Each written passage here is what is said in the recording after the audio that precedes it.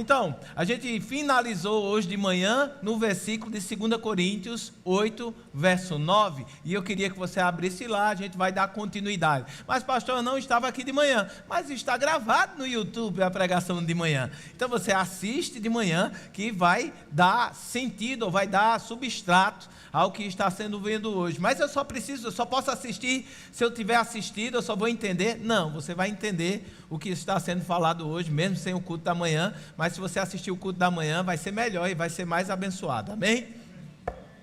A Bíblia fala em 2 Coríntios, no capítulo 8, no verso 9, pois conheceis a graça de nosso Senhor Jesus Cristo. Diga, é uma graça. Eu não fiz nada. Você tem que dizer isso mais alto. Diga, é uma graça. Eu não fiz nada. Ele simplesmente foi com sua cara. Amém? A gente, sem merecimento, a gente desfruta da graça através de Jesus Cristo. Uma vez que você nasce de novo, uma vez que você entrega a sua vida a Jesus, você agora faz parte de tudo que a graça provém para a sua vida. E existe uma graça nessa área de finanças, que está aqui relatada em 2 Coríntios 8, 9, que sustenta toda a nossa vida de prosperidade. Que graça é essa? O nosso Senhor Jesus Cristo, que sendo rico, se fez por causa de quem? Por amor de vós. Só que vós é muita gente, não é não? Você pensa, não, Jesus, ele se fez pobre por causa da igreja por completo, mas quem eu sou? Na igreja eu sou da menor família, e dessa menor família eu sou o menor. Então às vezes você pode se achar como Gideão se achava, mas Deus achou Gideão. Deus achou você. A Bíblia fala que foi por amor de você que ele morreu. Se só tivesse você, Jesus teria vindo e morrido só por você. Então as coisas na Bíblia, você pode olhar de uma maneira coletiva, no sentido de você querer que outras pessoas tenham o que você tem, mas basicamente você precisa individualizar. Cristo morreu por mim e a graça é para mim, então ele se fez pobre por amor a mim. E esse relacionamento com a verdade redentiva, ele precisa ser individual, não coletivo. É lógico que coletivamente a gente aqui está celebrando a morte de Jesus, mas eu preciso ter um relacionamento com a morte de Jesus de maneira individual, pessoal. Salvação e fé são individuais. São suas, você precisa desenvolver, você precisa acreditar, você precisa subir nessa palavra. Então ele se fez pobre por amor de você, por amor de mim. Mas aí tá, então existem duas maneiras diferentes, certo? E aí a gente precisa entender.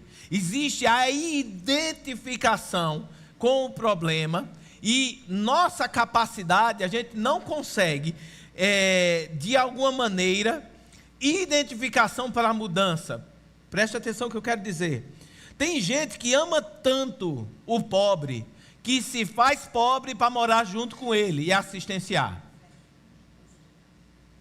Madre Teresa de Calcutá. Ela abriu mão de tudo para viver ali e assistenciar.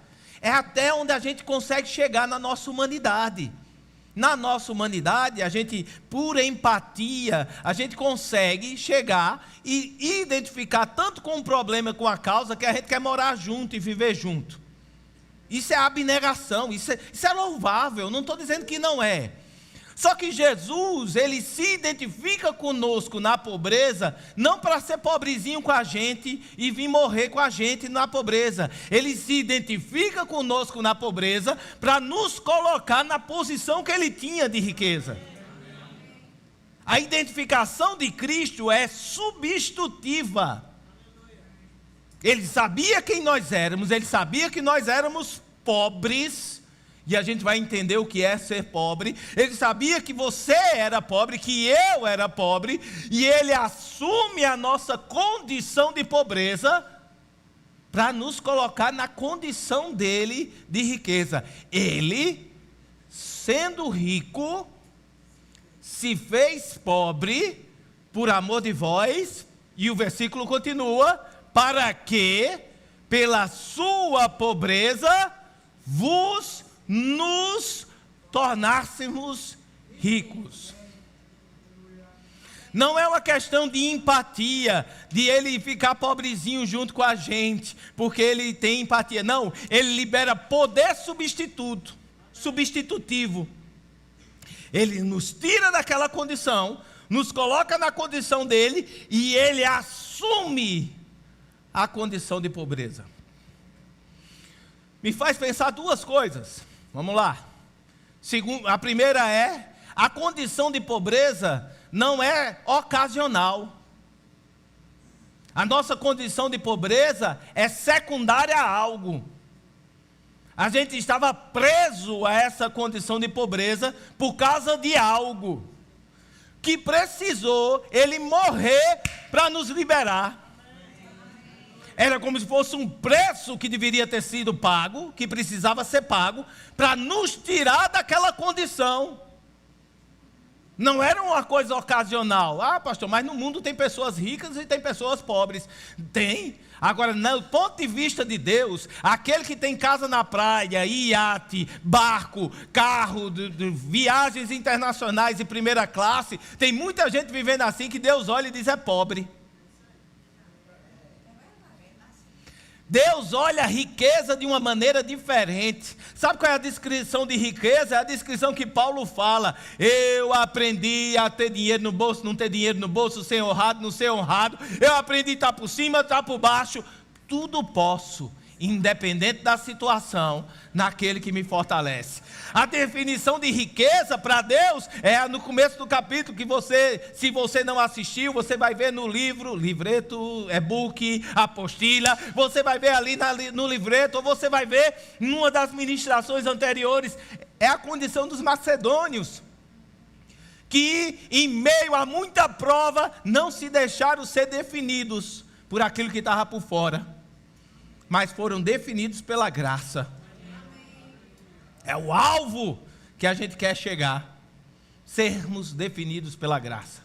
E esse é o texto que nos sustenta, esse é o texto que nos levanta, esse é o texto que a gente sobe em cima dele.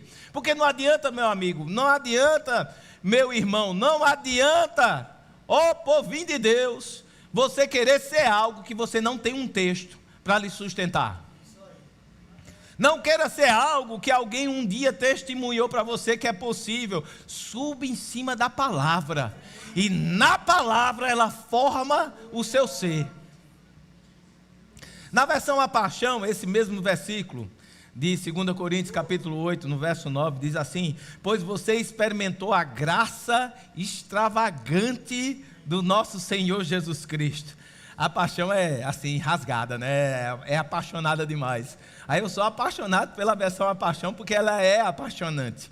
Então ele diz assim: pois você experimentou a graça extravagante de nosso Senhor Jesus Cristo, que embora fosse infinitamente rico, ele se empobreceu por nossa causa, para que por sua pobreza pudéssemos nos tornar ricos além da medida.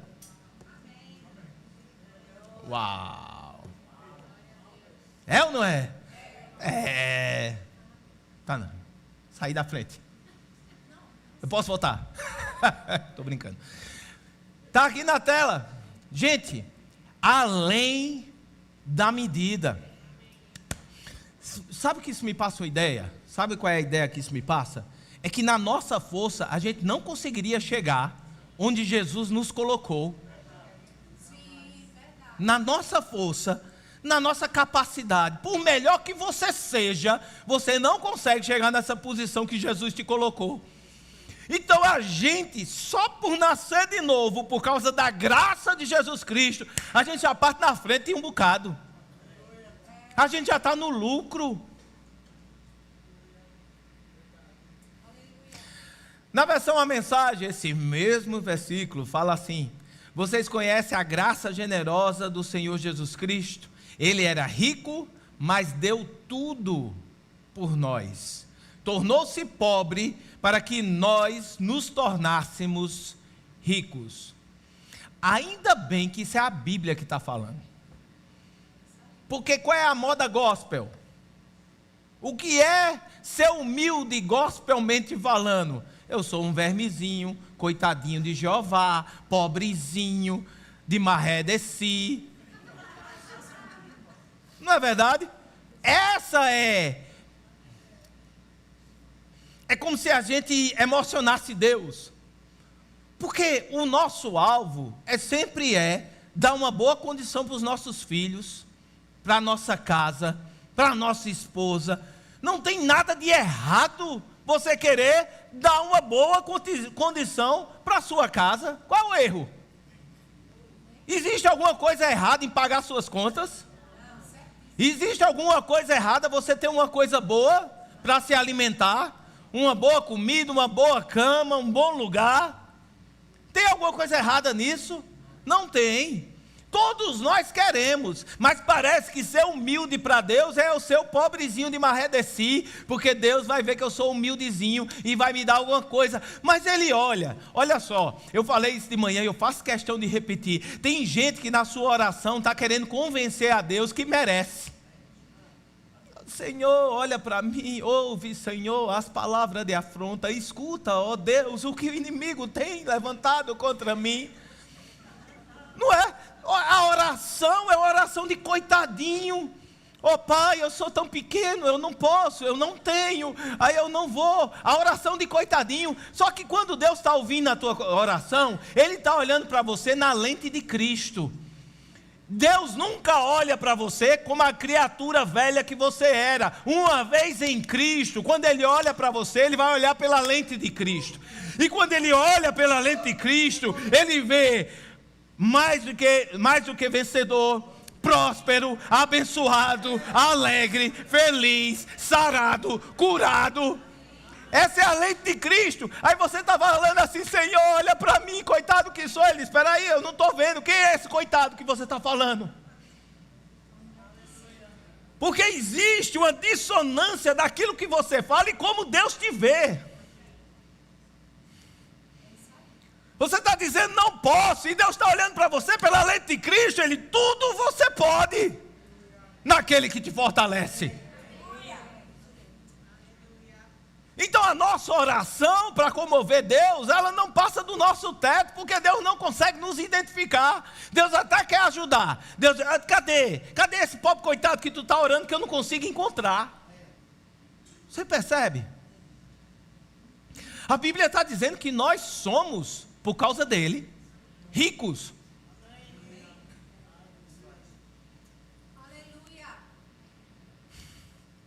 Vamos lá, vamos entender. Esse pobre, no original, é pitoco. Eu chamava meus pirralhos de pitoco, até descobri o que é pitoco. Na realidade não é pitoco na maneira que a gente conhece, que a gente fala, é pitoqueu. Mas o pitoco se deriva de pitoqueu, não sei. Mas só sei que eu não chamo meu filho de pitoco há muito tempo, depois que eu descobri. Pitoco, no original, quer dizer se tornar um mendigo. E eu chamava meus filhos de pitoco. Esses pitoquinhos, esses mendiguinhos. Olha só, no original, olha como tem força no original grego. Se tornar um mendigo sem direito a nada. Preste atenção no mais grave. Nem compaixão. Você já pensou ser uma pessoa que não tem direito a nada, nem compaixão? Como resultado da culpa, onde só resta pagar o preço. É a situação, resultado de culpa, ele é culpado. Sabe aquelas pessoas que são ruim? A gente não conhece pessoas assim naturalmente falando, é difícil a gente conhecer. Mas a gente torce por pessoas assim no filme.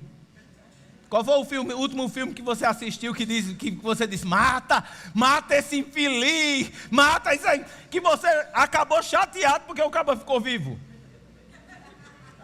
Você já viu um filme assim, não já? O filme te leva a querer que o caba morra. Não pode ser uma morte qualquer. Tem que ser uma morte que ele capote 35 vezes, que o carro exploda e que os pedaços dele voando ainda seja comido por bicho. Não precisa. Para você se sentir bem, tem que ser uma morte exposta assim, em vários pedaços. Você faz, agora acabou o filme. Essa mesma condição era a condição que era nossa. A nossa condição era não digno de misericórdia, nem de compaixão. A condição que nós tínhamos era de pitoco. Mas Cristo assumiu, Cristo sendo infinitamente rico, assumiu a nossa condição de não ser sequer digno de compaixão e nos deu o lugar dele. A graça da substituição. A graça da substituição. Ele nos substituiu na nossa incapacidade de ter resultados. Incapacidade de ter resultados. Por quê? Porque uma vez que nós fomos criados, nós fomos colocados no jardim com a capacidade de produzir. Deus nos abençoou, e na bênção que Ele nos deu, disse: sede fecundos, multiplicai-vos. A bênção do Senhor estava sobre nós, para tudo que a gente metesse a nossa mão, funcionasse, desse certo, prosperasse. Essa é que a bênção de Deus faz sobre a nossa vida. Mas no momento em que a gente peca, a bênção do Senhor é separada de nós, porque a presença do Senhor é separada de nós. O Deus disse: Adão, tu pode comer de tudo que você quiser, infeliz. Todo o fruto que está aí. Mas daquela árvore ali que parece um caju, não coma não. Parece. Não disse que era um caju. O fruto do conhecimento do bem e do mal é meu. Eu boto a fruta que eu quiser lá dentro, né? Desejável aos olhos, cheirosa. Ela tem tudo para ser boa. Você morde, ranço. A fruta do conhecimento do bem e do mal. Se você pensou no caju, o problema é seu. Estava lá, você pode comer de tudo, mas dessa fruta não coma, porque no dia que você comer desse fruto, desse único, Adão só tinha um versículo, um capítulo, um versículo: faça o que você quiser, mas daqui não coma. E o que é que ele fez? Né? No dia que ele come, a Bíblia, a palavra diz que morrendo ele morreu. Ele não morreu como a Branca de Neve comendo a fruta e caindo, que os satanás vindo pegar. Ele morre espiritualmente. No momento em que ele come, separação com Deus tem. Onde é que a gente vê isso? Quando Deus vem, ele tem medo e se esconde. Não tinha mais identidade. Deus, quando está lá no jardim, ele diz: Adão, cadê você? Mas Deus sabia que ele estava escondido. Deus sabia onde ele estava. Quando Deus diz a Adão que eu não te encontro, não te encontro mais em mim. Adão sentiu a separação por não conhecer mais Deus e não entender mais Deus, como ele funciona, porque perdeu a presença. Mas Deus também sente, porque até hoje, até Jesus ecoava dentro de Deus: onde tu estás, Adão? Que eu não te encontro em mim. Mas agora Cristo veio para que a gente em Cristo, Cristo nele, nós fôssemos reinseridos dentro de Deus. E agora, quando você diz sim para Jesus, porque Jesus está nele, nós estamos nele, e ele se reencontra comigo e com você. E o reencontro, como foi falado nessa manhã, ele nunca é dizendo: tá vendo, menino, tu errou porque tu fez isso, trabalha aí como servo para ver se tu merece. Não, é sempre colocando um anel no nosso dedo, mudando as nossas vestes, calçando uma sandália nos nossos pés e fazendo uma festa. Tudo que é meu é teu. Adão, quando peca, ele perde a capacidade de produzir. Ele perde a bênção de dar certo. E Deus fala isso para ele em Gênesis capítulo 3, verso 17. Gênesis capítulo 3, verso 17.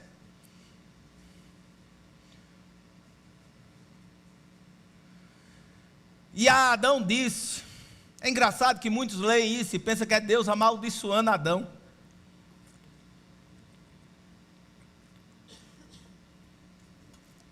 Apesar de no Velho Testamento, maldição está ligada com Deus. Lá em Deuteronômio 28, você vai ver as bênçãos e a maldição. E você vai ver escrito como se fosse Deus dando a maldição. Mas é porque pela revelação progressiva, como o homem perde completamente a ideia de como Deus funciona, ele começa a associar que tudo que acontece de sobrenatural é Deus que está proporcionando. Ele não tem entendimento do inferno, dos diabos, do Satanás, das ausências de Deus. Mas quando Cristo vem e se manifesta, ele se manifesta como a expressão exata do Pai. E você não vê nenhuma atitude de Cristo botando maldição em alguém. E olha que apareceu um ser humaninho que merecia.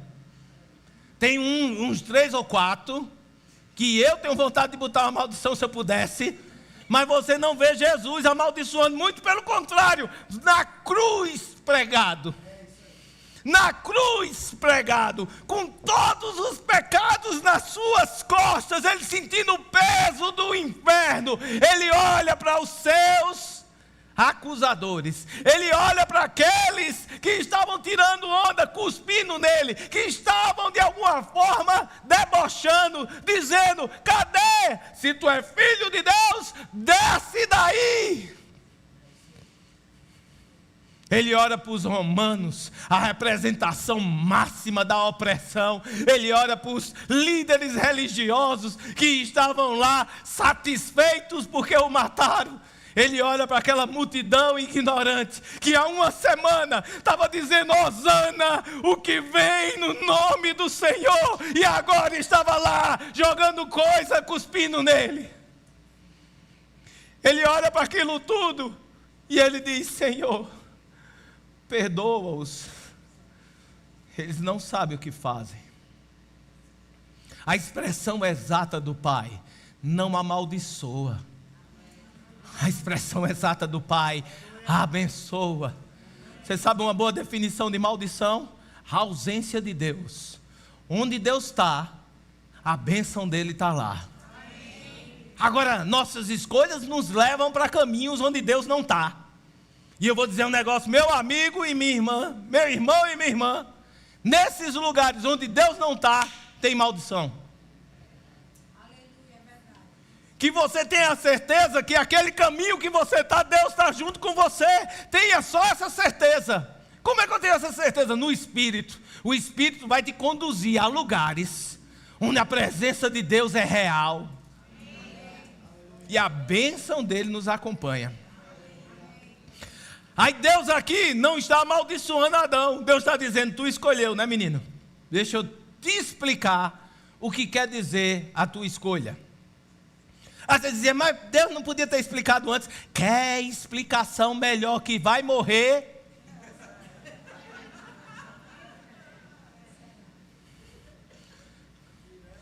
Um menino meu, Eduardo, tinha uma fixação por tomada.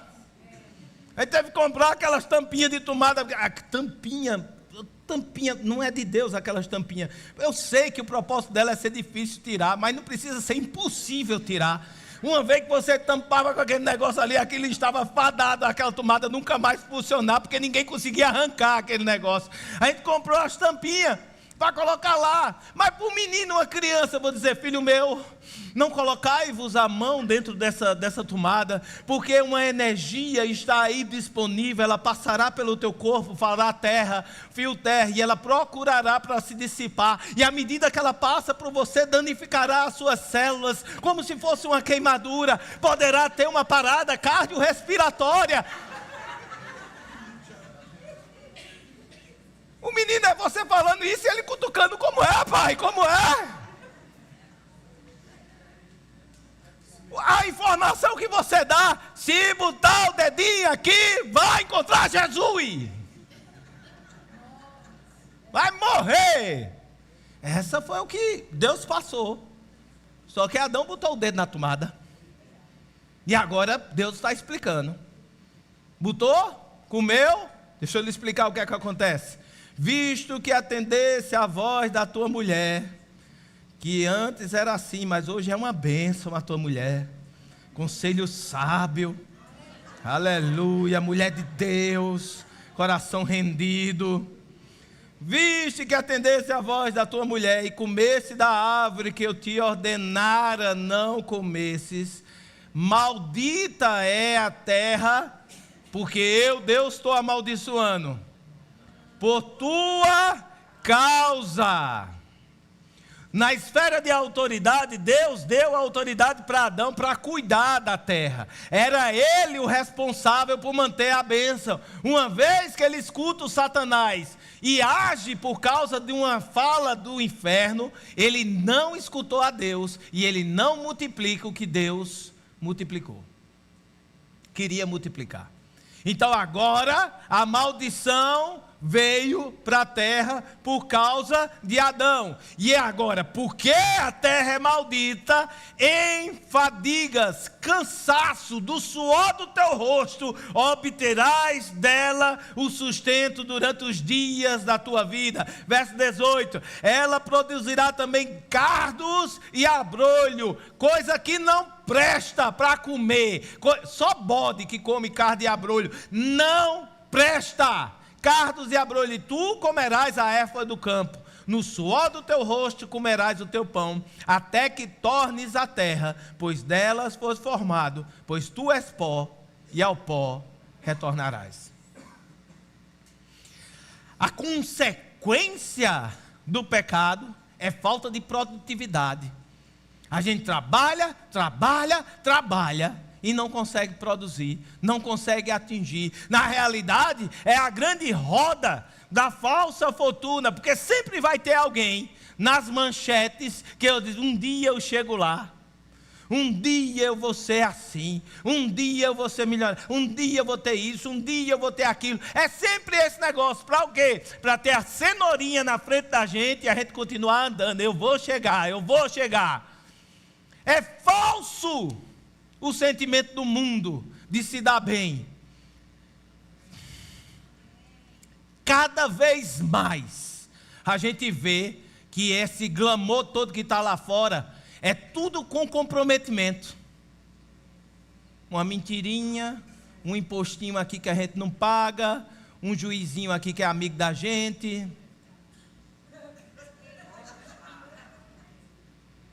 Tudo com comprometimento. Por quê? Porque não tem bênção do Senhor. E a gente fica feito menino pequeno, achando que com a força do nosso braço a gente chega lá. Não chega. A gente está embaixo de uma maldição que o mundo está aí. Mas agora, em Cristo Jesus. Aquilo que Adão fez é substituído. Vamos entender? A consequência do pecado nos leva a uma condição onde maldição reina. Perdemos a habilidade de manifestar o que é divino.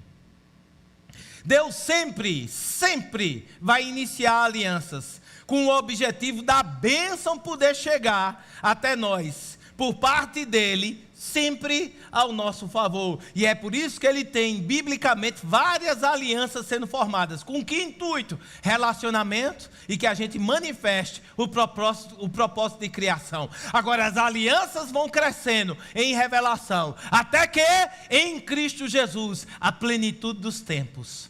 A aliança eterna, aquela que a gente celebra com suco de uva e com pão. A nova e eterna aliança no seu sangue.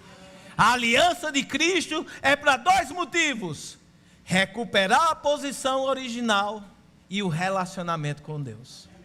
É por isso que você está em Cristo, para estar nele, e uma vez nele, ressignificar toda a sua vida.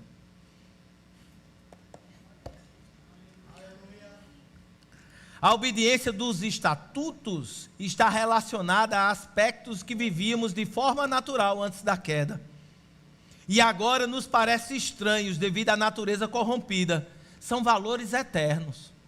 Tudo que está na Bíblia, que você vai ver ali no Antigo Testamento, cada coisinha daquela, era para ser em nós primordialmente. Não matar, não mentir, não cobiçar, estava na sua essência, em nós, quando nós tínhamos aliança com Deus, quando nós éramos dele, quando ele estava em nós. Sermos generosos, sermos amorosos, fazia parte de quem nós éramos nele. No pecado, a gente perde essa essência. E agora vem em forma de lei, em forma de mandamento. E para a gente é esquisito. A gente olha, como eu vou viver uma vida aqui na terra sem mentir? Como eu vou viver uma vida nessa terra sem roubar? Como eu vou viver uma vida nessa terra sem pensar em mim? Porque a nossa natureza corrompida é egoísta, não manifesta o divino.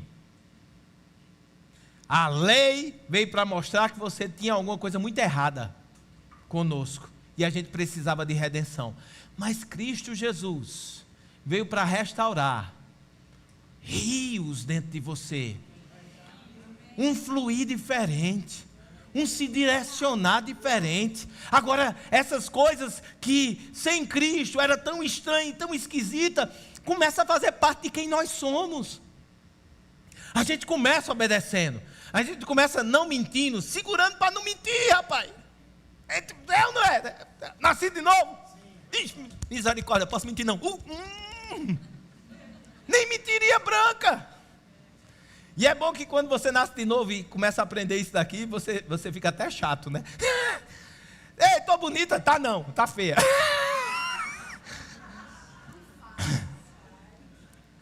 Não faz isso com tua esposa, tem um pouco de sabedoria. Sofia, vem cá, diz aí a tua mãe como é que está a roupa dela. Pronto, aí você joga o problema por menino. Você começa porque Deus não quer que você faça, porque Deus te proíbe. Mas à medida que você vai vivenciando aquilo, a natureza nova dentro de você, você não faz mais por causa de Deus, você faz agora porque você não é mais assim. Eu começo a não mentir porque Deus não gosta. Mas à medida que isso vai entrando dentro de mim, essa revelação vai vivendo, eu não minto porque eu não gosto. Não é mais só ordem e mandamento, é vida em nós, é transformação. Mas o princípio te coloca na linha. Se eu não sigo o princípio, eu não dou espaço para o Espírito Santo me trabalhar por dentro. Eu obedeço porque está escrito, mas tem um momento que essa escrita saiu do papel e entrou no coração. A escrita do papel que eu começo a obedecer, o Espírito Santo agora tem espaço, por causa da obediência, a escrever ela em nosso coração. E de repente não é mais porque está escrito, é porque faz parte de quem eu sou. Valores de eternidade. Deus quer escrever no nosso coração valores de eternidade, que não vale somente para essa vida, vale para a vida vindoura.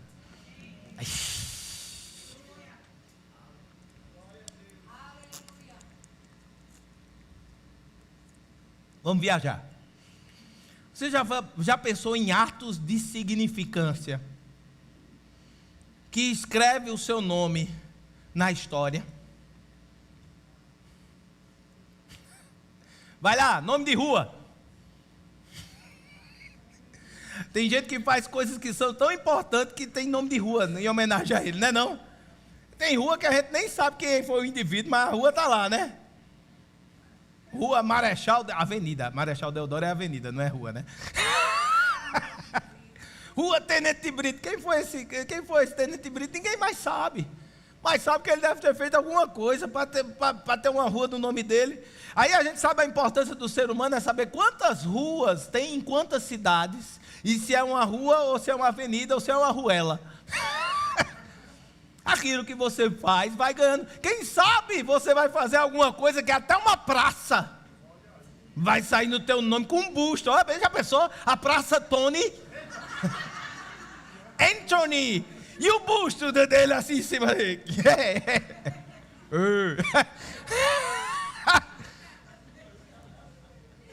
Atos de significância que escreve o seu nome na história.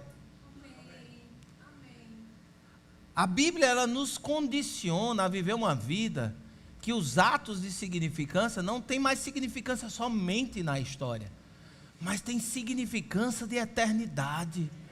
São atos que a gente faz que elevam-se murais diante dos céus, ao ponto de toda a eternidade ele está lá levantado como atos de significância, valores eternos. Você já pensou? A Bíblia fala sobre gerações e gerações futuras que falariam do ato daquela mulher que pegou o perfume caro e quebrou aos pés de Jesus. Você já pensou? Na eternidade ela passando e você reconhecendo. Essa é a mulher que ungiu os pés de Cristo e os enxugou com o cabelo. Atos que são reconhecidos pela eternidade. É isso que a Bíblia nos convida a viver. Atos normais. Não existe nada de sobrenatural. Ela se esforçou para dar o melhor para Jesus, para oferecer o melhor. Ela pegou o seu melhor. Ela foi atrás do melhor que tinha. Ela exagerou. Ela fez de maneira extravagante, mas aquilo era a adoração dela. Atos naturais, coisas naturais, que na hora tinha até gente falando mal. Por que ela está fazendo isso? Podia ter vendido isso aqui e dado aos pobres. Aí Jesus está com as duas mãos. Eu gosto de Jesus, que ele dá com as duas mãos, porque ele sabe o que tem valor e o que não tem valor. O que tem valor e o que não tem valor. Os pobres vocês sempre vão ter. Vocês vão poder ajudar quantas vezes quiser, se fosse verdadeiro o que você está falando, porque a Bíblia faz questão de dizer que o infeliz estava querendo era roubar o dinheiro.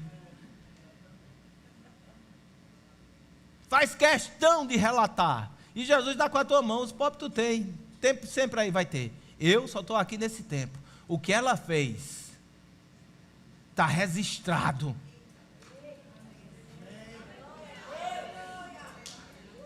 Registrado na eternidade.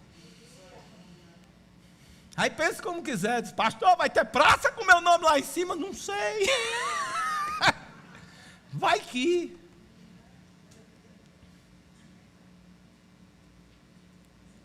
Em Cristo, ele já resolveu definitivamente o problema do pecado e da maldição que decorria dele.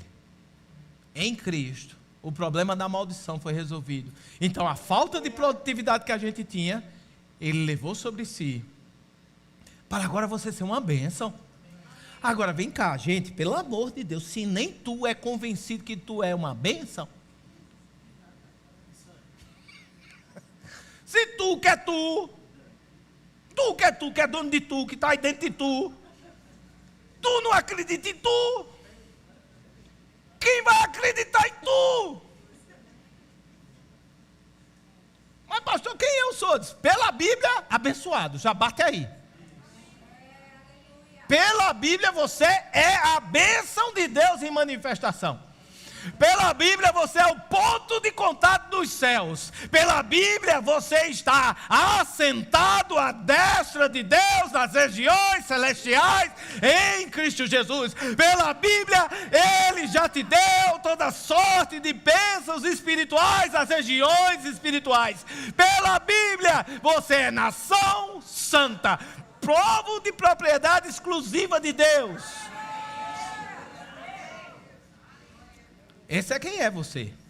Agora, se você não se vê assim, agora de novo, eu falo isso não para você andar soberbo, porque quando Cristo chegava, Ele manifestava céus. E o que é que o céu manifesta? Amor, compaixão, generosidade, bondade.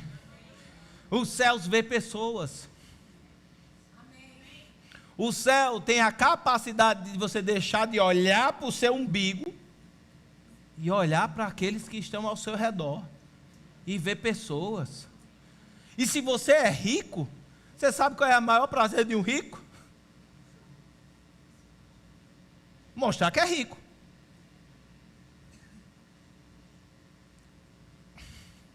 Vocês ficaram tensos. Calma que eu vou explicar, não fica tenso não. O maior prazer de um rico no mundo é mostrar que é rico. Ele chega lá e esbanja, não esbanja. Ele vai entrar na Ferrari dele na sua frente, vai ligar,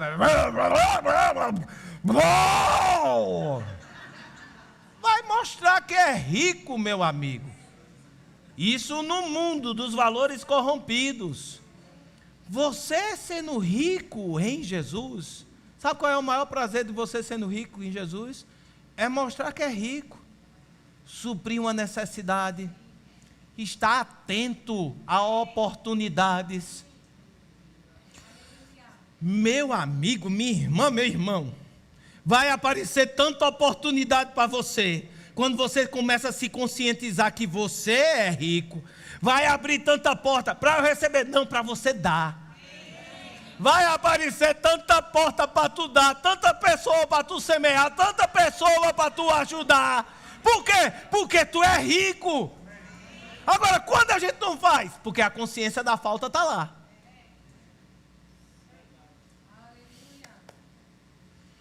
Vai aparecer a oportunidade para você mostrar que você é rico.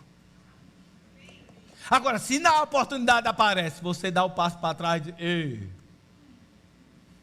O que é que você está dizendo? Eu ainda não estou convencido que eu sou.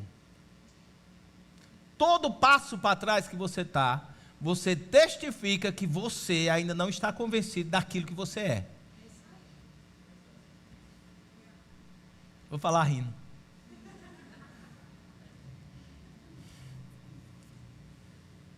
Fomos restaurados à condição original do propósito da criação. Fomos justificados pelo sangue. Agora cabe a nós cultivar e guardar, como era a nossa incumbência no jardim, quando Deus nos criou, como foi proposto desde o princípio. Cultivar e guardar. Deus nos colocou no jardim para a gente cultivar e guardar. Cultivar é fazer crescer mais. É minha obrigação multiplicar. Aquilo que eu tenho por revelação por dentro, eu tenho que me esforçar para ser revelação para você também. Fazer crescer, fazer multiplicar e guardar tudo aquilo que não está em linha com a palavra. Eu jogo fora. E tudo que está em linha com a palavra, eu mantenho. O que é que a gente precisa ter? A gente precisa ter o identificômetro do que é celestial e do que é terreno. Não é verdade? É como se fosse um contador Geiser. Isso é de desenho animado. Para saber se uma coisa é atômica, não, radioativa ou não. É um contadorzinho que você tem. Se você chega perto de uma coisa que tem radioatividade, ele vai... Pois bem, dentro de você, o Espírito Santo é um identificador daquilo que é terreno ou é divino. Pastor, o que eu devo voltar a minha atenção? Em tudo que é divino que chega para você. Merece 100% da sua atenção. Agora, o que é divino que chega para você pode estar numa capa natural. O trabalho que Deus te confiou para te abençoar é algo divino para você. Você precisa dar sua atenção. Mas se esse trabalho está consumindo você, se não é o melhor de Deus, você sabe, por causa do identificador que está dentro de você, que é tempo de passar para outra coisa. Você só precisa usar o identificador. O Espírito Santo vai mostrar para você o que vale o seu esforço e o que não vale o seu esforço. O que você deve fazer e o que você não deve fazer. Tudo que você usa o identificador e você não encontra céus nele, caia fora. Saia. está roubando seu tempo, está roubando a sua paz, está roubando a sua alegria, está roubando as suas forças. Mas tudo que você usa o identificador e você encontra céus naquilo, invista, faça crescer, multiplique. Nossa natureza foi restaurada e agora o que era estranho se torna íntimo. O preceito bíblico que antes era estranho para a gente, ele se torna íntimo por causa da nossa nova natureza. A natureza de Deus em nós ama a palavra de Deus. A natureza restaurada em você ama a palavra de Deus. Mas pastor, eu não entendo a Bíblia, eu não consigo entender, é meio esquisito. É porque você não está se alimentando dela da forma devida. Insista. A maioria das coisas que a gente gosta hoje de comer, precisou a gente ser treinado. Eu não estou falando de pizza, eu não estou falando de hambúrguer que vende, desse que faz em 3 minutos você está com ele na mão. Aquilo ali não é nem comida, aquele negócio. Eu estou falando comida de verdade. Como assim, pastor? Desde que eu sou gente, eu me lembro que eu gosto de feijão. Eu digo, mas antes de você comer feijão, alguém amassou o feijão todinho, né? Deu amassadinho, com um pouquinho de sal, e foi dando para você. Já imaginou o Hélio pequenininho com essas orelhinhas assim?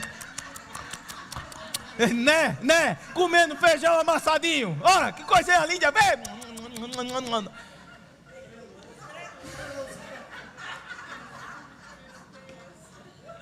Profetizando, vejam na tua vida.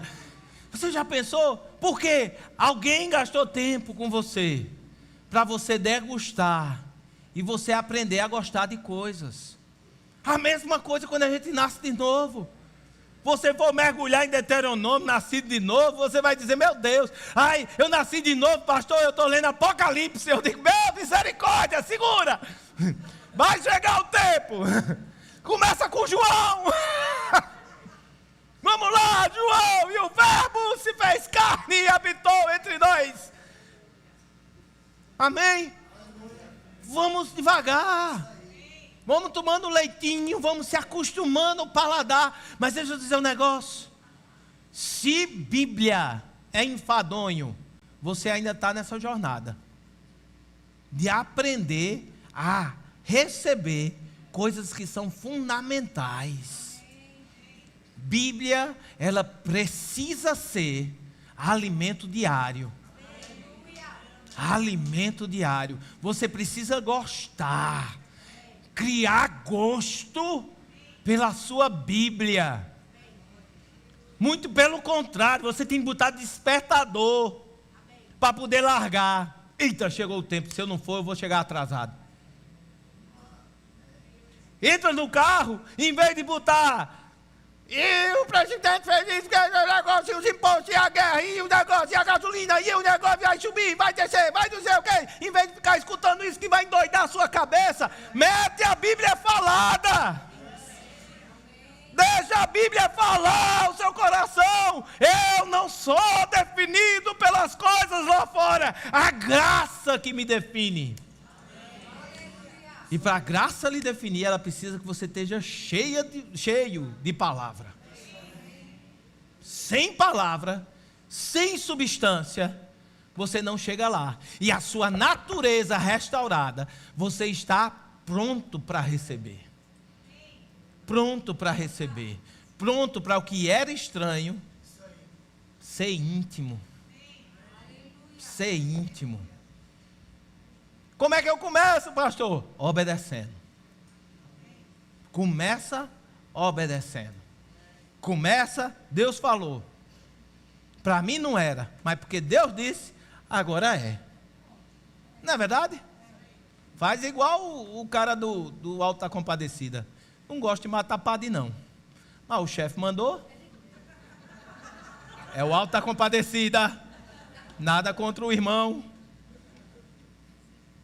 Antes eu não gostava, antes eu não fazia, mas o chefe mandou, eu faço.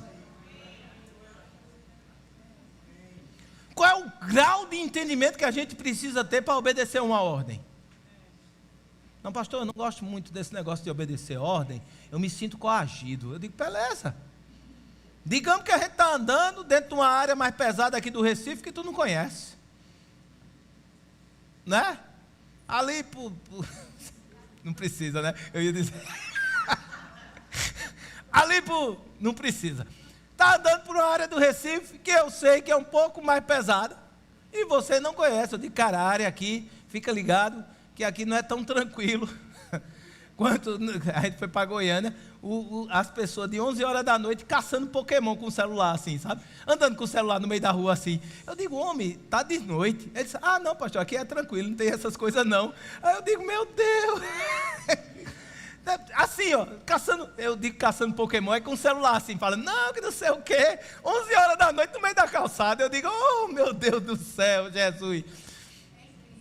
Se você está comigo, numa área que eu conheço, eu digo para você que é uma área mais pesada, para você se ligar. Se por acaso começar um PPI e eu disser, pula no chão. Se você não gostar de obedecer, comigo não é assim. Primeiro você precisa explicar, porque o chão é sujo, eu estou com a roupa nova. Como é que eu vou me jogar no chão assim do nada? Na medida que você estiver falando, já levou 3 tiros na caixa dos peitos.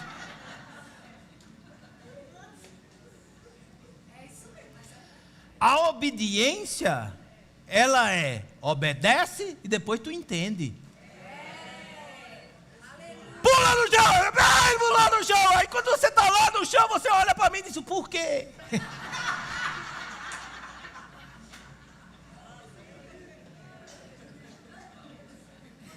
O ato de obediência primeiro salva a tua vida e depois tu entende.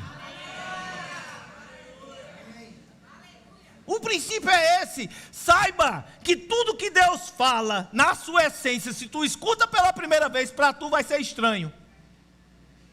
Porque a nossa natureza antiga, aquilo que a gente aprendeu, é estranho à vontade divina. Mas agora em Cristo a nossa natureza foi restaurada. Então eu posso começar a aprender e absorver o conhecimento. Então Deus fala para você, vai ser estranho a princípio, porque é contrário àquilo que tudo que você viveu, mas você obedece. Salva a tua vida. E Ele vai dizendo e explicando o porquê.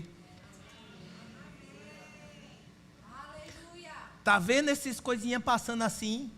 Esses raiozinhos assim? Não é fogos. No chão, eu de cara no chão, tu de cara no chão. Tá vendo? Isso aqui é bala traçante.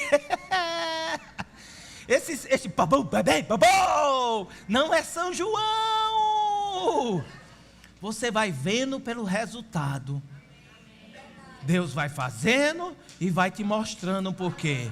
Mas Ele precisa que você obedeça. Ele precisa que você entre no princípio para as coisas começarem a ser. Queria chamar o grupo de louvor. Você percebe que isso aí vai longe, né?